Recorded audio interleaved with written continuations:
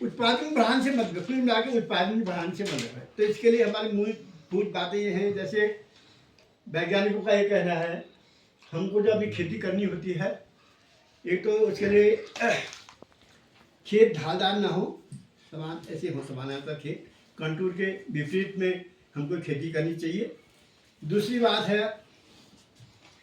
मृदा परीक्षण।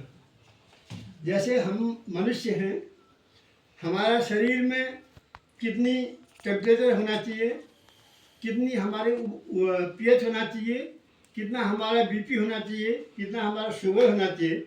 इसी तरह से फसलों के बढ़ाने के लिए भी मिट्टी जो है उसका शरीर है, ठीक है।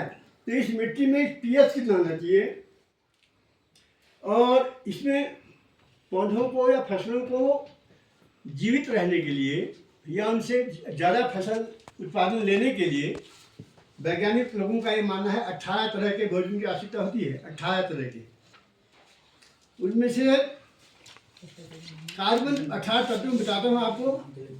ऑक्सीजन, कार्बन, हाइड्रोजन, ये तो हमको नेचर के द्वारा दिया हुआ है। इसके अलावा जो मुख्य भोजन है वो है नाइट्रोजन, फास्फोरस और पोटास। 3 तत्व ये हो गए।